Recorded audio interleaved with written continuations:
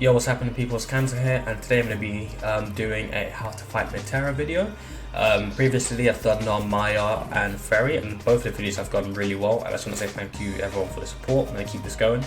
But yeah, this video is going to be based on Metera, just like the top tips of what I think will help people, even just beginners, kind of fare better against the character, and people that are just picking up the game. So without further ado, let's get into it.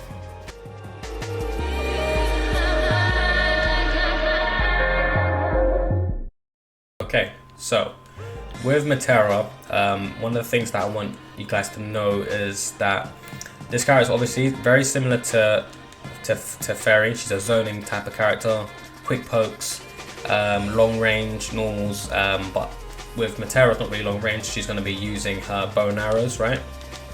So one thing to note is that her unique ability, right, which is this, not unique ability, sorry, her setup is this, her butterflies, right? And when she sets these up, if she's thrown one out and it gets on top of you, she shoots the arrow.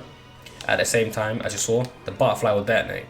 So if I do it like this, it detonates, and then I have to hold all of that plus frames that she gets from the butterfly detonating, where she can then do more setups and all sorts, right? And this goes for any range. So, and this also happens with her lows and highs and whatsoever. Okay. So one thing you want to be doing is just in neutral. Make sure that you're aware of what she's doing, that you're not getting zoned out too badly. You're not trying to jump in, because this butterfly, when it detonates, I'll show you an example now.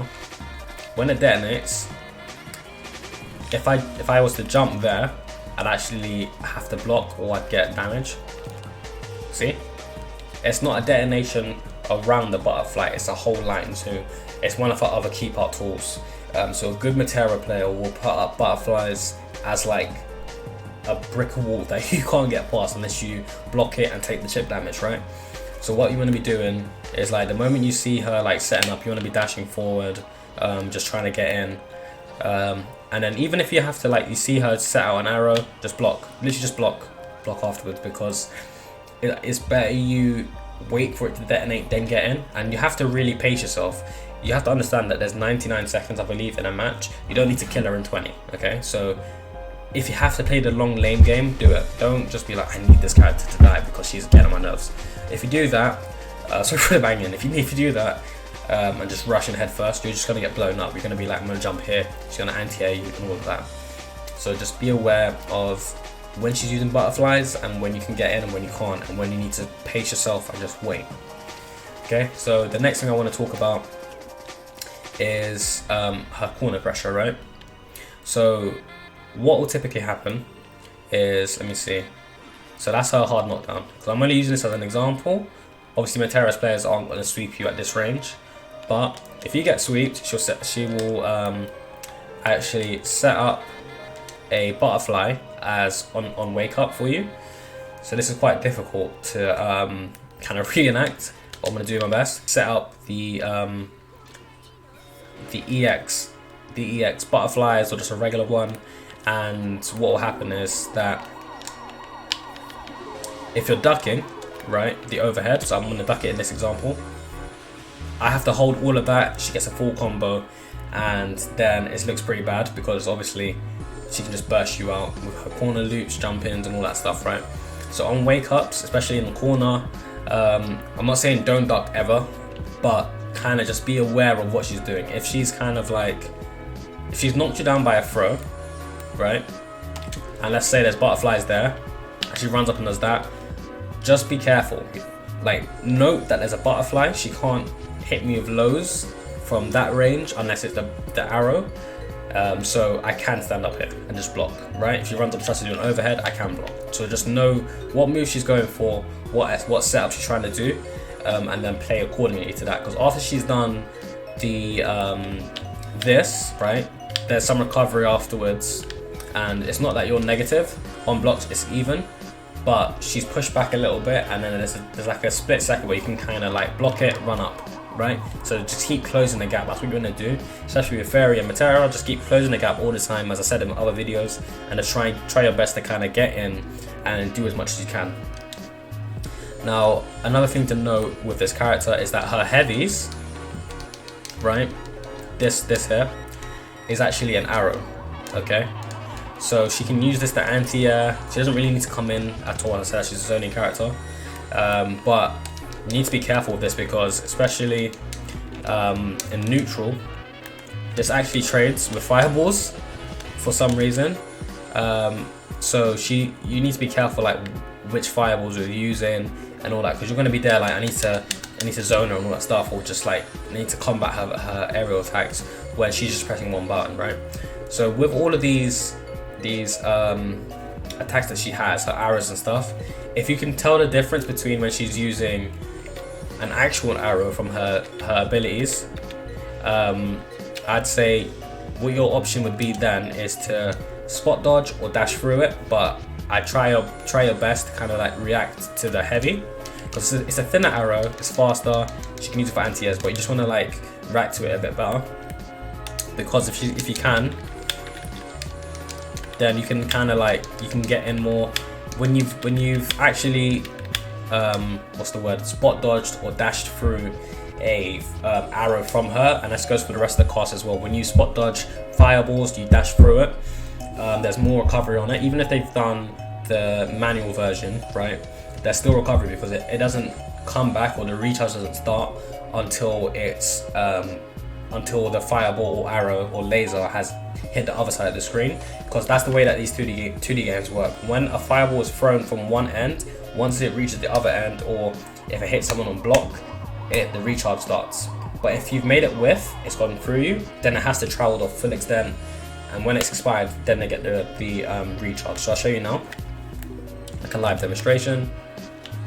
So, okay, that's I got hit. 1, 2, there. See? So you just kind of want to, at this point, you want to throw it in and get in.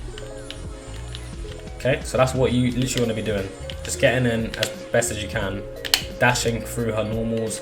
At some point, she can jump in, but a thing with Metera is that, unlike Fairy, she doesn't have get off me tools like DPs and all that stuff. So your best option to do is literally, if you can at any point confirm a hit, like a light, like this, like a standing light into like a hard knockdown special. From this point onwards in the match, do everything you can, do everything in your power to continue to pressure her, because she doesn't have a get off me tool. So if you want to go for grab mix-ups, overheads, all of that stuff, just do it and keep pressuring her. Another thing to note, another tip, is her unique ability allows her to air jump, right? So the problem with this is that she can actually air jump into arrow like this, right? So it's kind of hard to judge where she is in the sky, because similar to Percival, when Percival jumps in, he can delay his jump with his unique ability.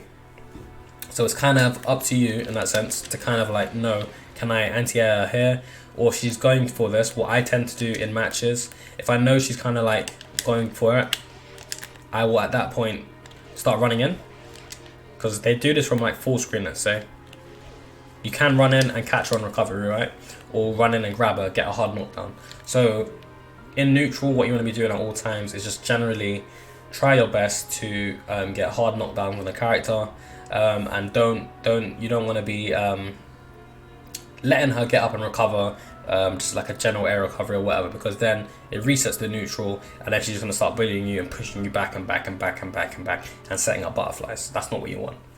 And then my final point, guys, is her skybound art, which I believe is this attack here. Okay, it's full screen, right? This is a full screen attack. It's invincible. The last hit also detonates the butterfly. So, show you an example here. Boom, butterfly detonates. Alright. So with this Obviously there's some supers in this game that you can actually spot dodge through. So just to be careful when you're like trying to block this or whatever. I would not recommend spot dodging or dashing through because you'll get clapped like that. Because even if I try and spot dodge this, let's say like this, I get hit, okay? So with this super, if you can react to the startup like that, you can just block it straight away. Or if you're point blank like this, you can DP her out of it, okay? So that's just something to note. Typically, Metera players will do it in the corner once you're bullying them because, as I said, they've got no get off me tools. So what you'll typically see is like they'll wake up into this. You want to do that. Now their literal like only option out was that super to get you off of them. They're stuffed. They can't do anything. But yeah, that's it for the how to fight Metera guide. I hope this has helped anyone. This is very basic, but it's just general things that people may not know who have just picked up the game to watch out for, and just how to, you know, advance on these zoning characters correctly. But yeah, if this video has helped you at all in any way, do leave a like and subscribe, post your comments down below. And yeah, don't forget to like try and like talk with people in like game discussions or on my Twitch streams personally. Like I do stream frequently, and I have just general guides that I'm doing now, uploading, and the support is really good.